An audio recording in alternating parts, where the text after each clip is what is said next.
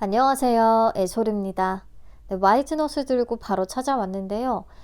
아스테라시스 영상에서 얘기를 했듯이 아스테라시스가 가장 무난한 선택이 되겠지만 와이즈넛이 하단에서 29% 추가적으로 할인을 함으로써 약간의 매력이 생겼다면 와이즈넛의 자금은 따로 빼놓고 청약을 하셔야 됩니다. 저 와이즈넛 할인으로 인해서 수익 가능성이 조금 좀 보일 수 있는지 같이 살펴보도록 할게요. 저 와이즈넛은 인공지능, AI 소프트웨어 기업입니다. 인공지능 기술의 근간이 되는 자연어 처리, 텍스트 마이닝, 데이터 분석, 머신러닝 이런 언어 처리 관련 기술들을 자체적으로 확보하고 있고요.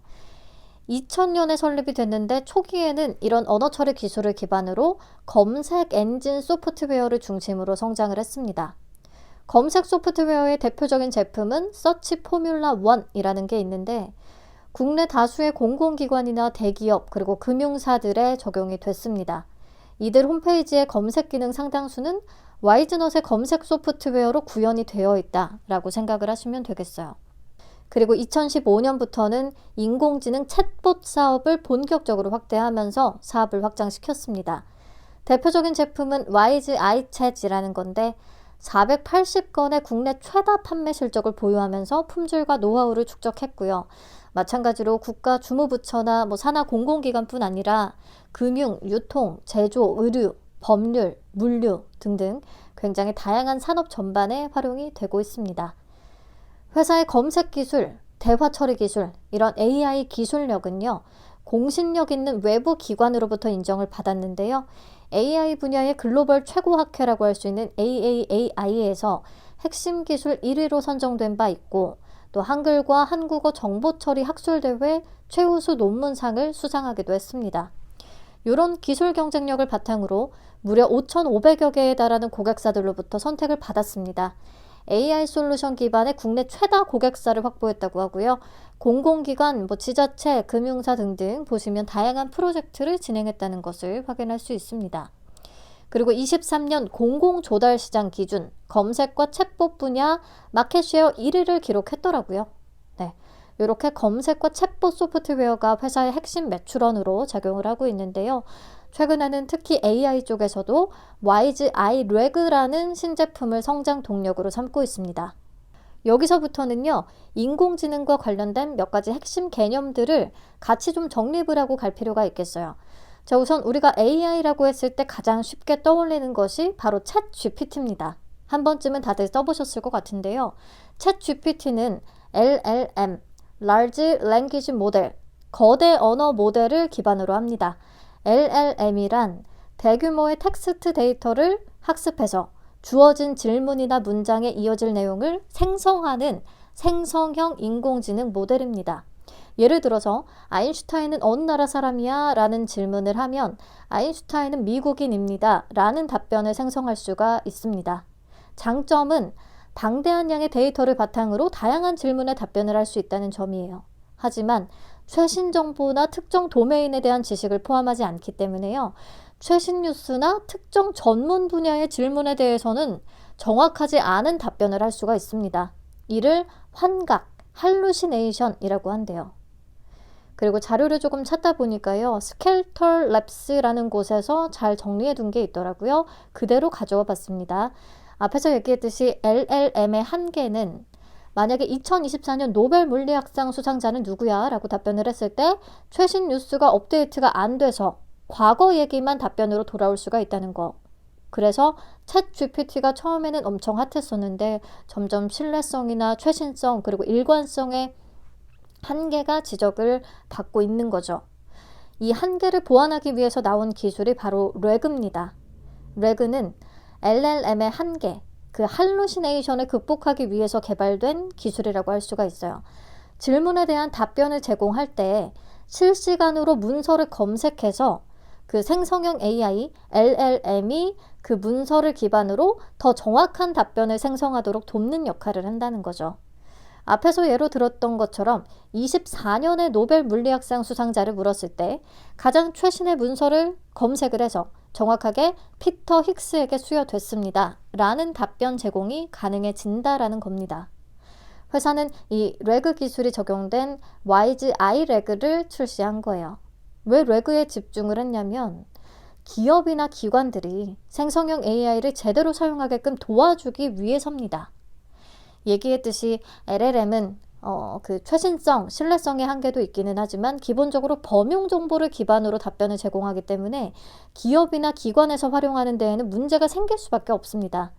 기업 사용자가 원하는 답변을 듣기 위해서는 기본적으로 기업 내부의 정확한 자료들이 생성형 AI한테 잘 전달이 되어야겠죠. 그래야 LLM이 제대로 된 답변을 할 거 아니에요. 그래서 기업이라든지 뭐 전문 지식이 필요한 그런 분야에 AI가 더 정확히 효율적으로 활용이 될 수 있게끔 유용한 자료를 잘 전달할 수 있는 그런 레그 기술에 집중을 한 거고 국내 최초로 레그 솔루션을 선보였다는 겁니다.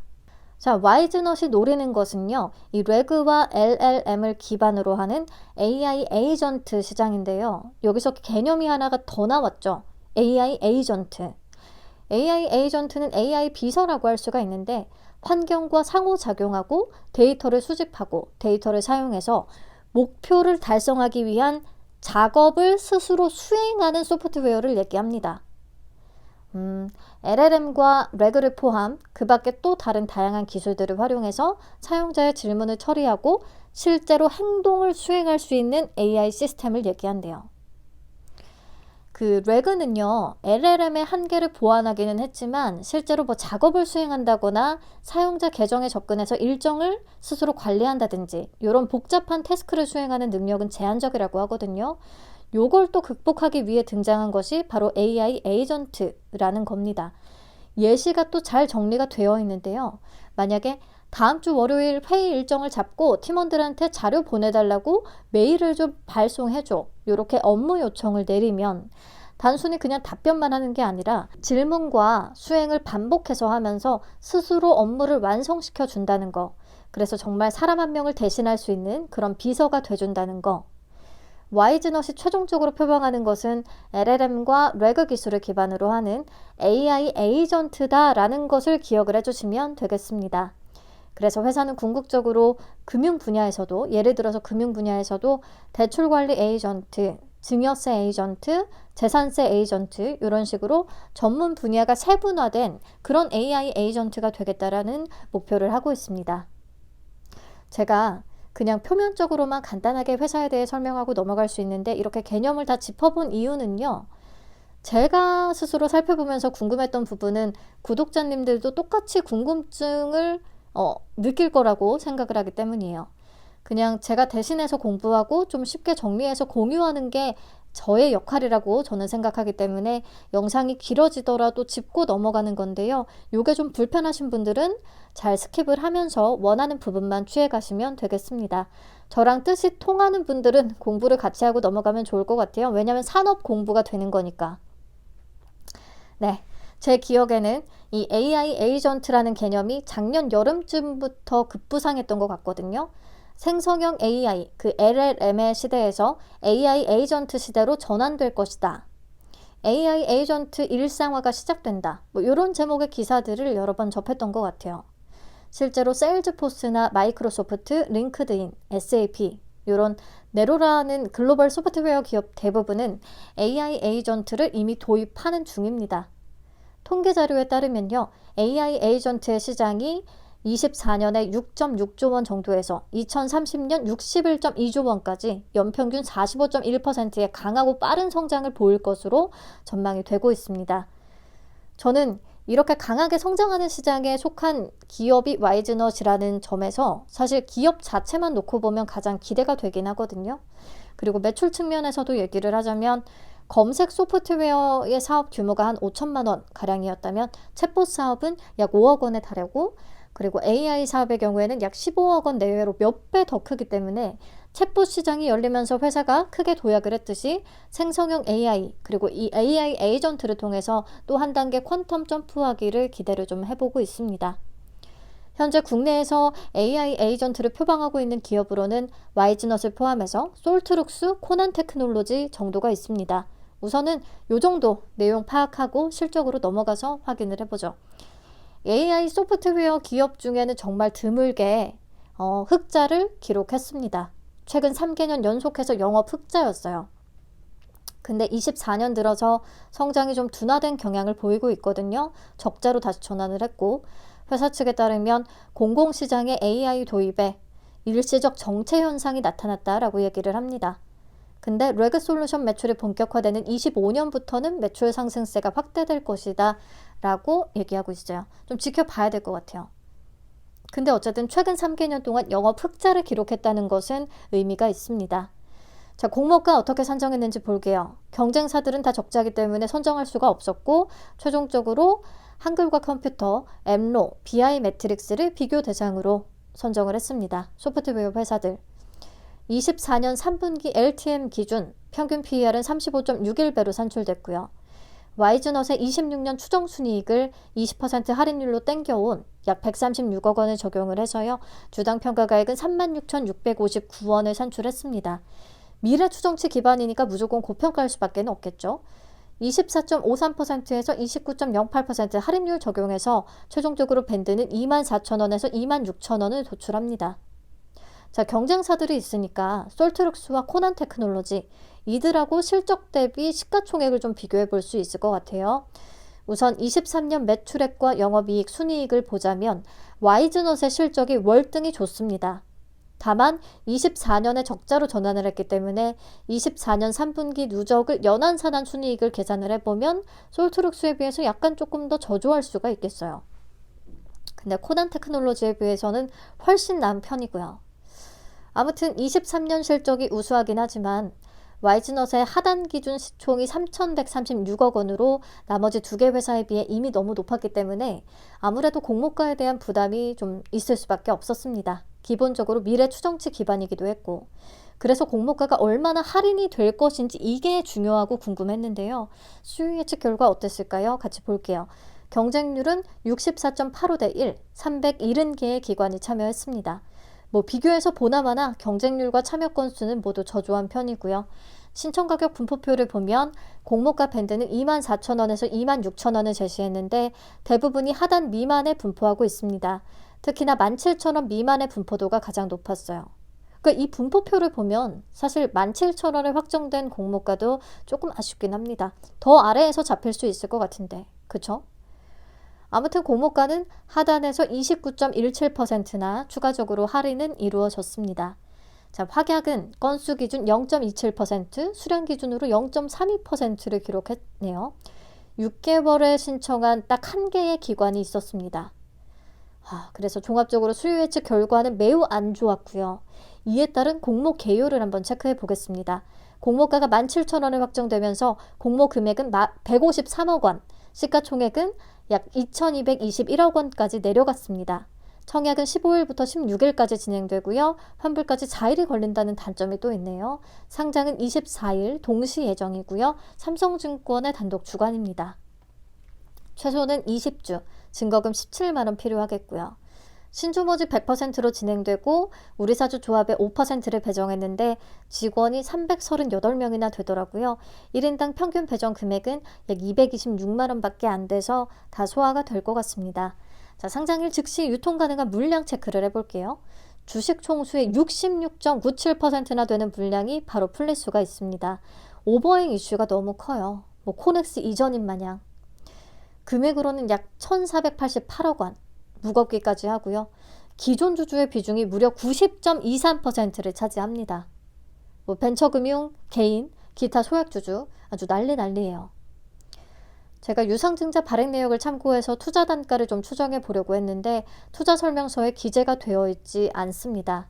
그냥 22년 이후 주식 매수 선택권이 행사된 내용만 나와 있는데 행사 가격이 10,000원이 안 되는 매우 낮은 수준이라서요. 주식 매수 선택권을 행사해서 들고 있는 직원들도 매우 위험한 존재가 되겠습니다. 자, 그리고 상장일에 유통 가능 물량을 들고 있는 기존 주주 중에서 가장 높은 비중을 차지하는 게 그 솔본 인베스트먼트와 안광일씨거든요. 5% 이상 주주. 솔본 인베스트먼트의 지분율은 공모 후 기준으로는 14.64%나 됩니다. 아무튼 이 솔본의 투자 단가가 약 2,091원, 2,000원대로 추정이 되거든요. 그래서 정말 너무너무 위험하다라고 생각을 했는데 이 지적에 대해서 회사 측이 오버행 안전장치를 마련했다라고 얘기를 하고 있어요. 내용을 보면 솔본 인베스트먼트의 보유 물량을 양도하게 될 경우에는 최대 주주 혹은 제3자에게 우선 매수권을 행사하도록 했다라는 거거든요. 그냥 시장에서 파는 게 아니라 최대 주주 또는 제3자한테 팔아야 된다. 그래서 상장 당일에 솔본이 바로 매도에 나서는 건 어렵다라고 받아들일 수는 있겠습니다. 그래서 솔본의 물량을 제외하고서 유통 물량을 계산을 해보면 52.33%까지 줄어들긴 하는데 여전히 엄청나게 많고요. 금액으로도 약 1162억 원, 여전히 1000억 원이 넘게 무겁고 기존 주주의 비중도 87.50%나 됩니다. 그러니까 솔본 물량을 제외한다고 해도 오버행 리스크는 엄청 커요. 이렇게 기존 주주의 물량이 굉장히 많은 이유 중에 하나는 이게 22년 말에 KOTC에 상장이 된 종목이거든요. 거기에서 거래가 계속 이루어졌던 거죠. KOTC에서 1월 13일자 가격은 22,800원입니다. 물론 이게 적정 가치를 나타내는 건 아니죠. 자, 여기서 이제 중요한 포인트가 되겠어요. 어쩌면 오늘 영상에서 가장 중요한 부분. 이 KOTC 상장일부터 오늘까지 제가 주가 흐름을 그래프로 한번 그려봤거든요. 그리고 17,000원에 해당하는 선을 분홍색 선으로 그어뒀습니다. 보시면 17,000원 아래에서 거래가 이루어졌던 날은 별로 없어요. 거의 그보다 높은, 또 훨씬 높은 가격에 거래가 성사된 것으로 확인이 됩니다. 이게 어쩌면 반전의 열쇠가 될 수도 있겠다라는 생각을 해봤어요. 개인적으로. 그리고 지금 하단보다 꽤 할인이 들어가서 시가총액이 2221억 원까지 낮아졌잖아요. 그러면 오늘자 솔트룩스와 코난테크놀로지의 시가총액보다 낮은 수준이거든요. 그렇다면 실적 대비해서 밸류는 부담이 덜하지 않나 라는 생각이 들었습니다. 네, 여기까지 우선 내용 살펴보도록 하고 이번에도 체크리스트에서 해당하는 부분들 체크를 한번 해볼게요. 지금 되는 조건에서는 흑자라는 거, 그리고 고평가되지 않은 밸류라는 부분에 세모를 쳐줄 수 있을 것 같아요. AI 소프트웨어 기업에서 흑자를 냈었다는 부분 자체가 유의미하니까 24년은 적자 전환이긴 하지만, 그리고 경쟁사와 비교해 봤을 때 실적 대비해서 시가총액은 낮은 수준이었고, 또 KOTC에서의 거래는 대부분 공모가 위에서 이루어졌다는 것을 확인할 수 있었고요. 요 정도. 그리고 안 되는 조건에서는 여전히 무겁고 기존 주주의 비중이 너무 높다라는 부분인데, 상당수 기존 주주가 공모가보다 또 높은 가격에 들고 있다고 하면 실질적으로 유통 물량과 유통 가능 금액은 꽤 많이 줄어들 수도 있겠습니다. 그리고 아스테라시스와 상장일이 붙어서 근데 수급은 아스테라시스로 좀 몰릴 가능성은 있다라는 거, 이 정도 체크해 보면 되겠어요. 자, 와이즈넛도 내 맘대로 주가 계산을 해봤습니다. 투자 설명서를 참고해서 25년 추정치를 20% 할인율로 땡겨왔고요. 오늘자 시가총액 기준 비교기업의 평균 PER은 42.91배로 잡았습니다.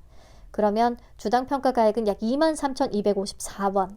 네, 현재 KOTC에서 거래되는 가격하고 비슷한 그런 수준이긴 하더라고요. 이게 적정 가치는 아닐 수가 있지만. 상장 후에 만약에 이 정도까지만 올라준다라고 해도 되게 베스트일 것 같은데요. 청약 경쟁률이 굉장히 낮다면. 네, 이런저런 정보들 다 취합을 해서 결정하시기 바랍니다. 이게 안전한 종목은 아니기 때문에 정보를 보고 각자 판단해 주시는 게 좋을 것 같아요. 근데 저는 개인적으로 도전은 해볼 만하다라고 생각을 하긴 하고요. 그냥 주식처럼 접근을 해보려고요. 자, 배정 물량과 청약 한도 체크하시죠. 삼성에 22만 5천 주가 배정돼서 균등 물량은 11만 2,500주입니다. 온라인 등급은 5,500주까지 청약 가능한데 증거금으로 4,675만 원까지 한도가 좀 낮은 편이고요. 일반 등급은 9,350만원, 우대 등급은 1억 8,700만원까지 가능합니다. 최소는 20주, 증거금 17만원 필요하고요. 균등이랑 경쟁률 정도 좀 예상해보고 끝낼 건데요. 많이 빗나갈 가능성이 있습니다. 자, 청약 건수 4만 건 정도를 잡고 균등은 2주에서 3주 정도를 예상합니다.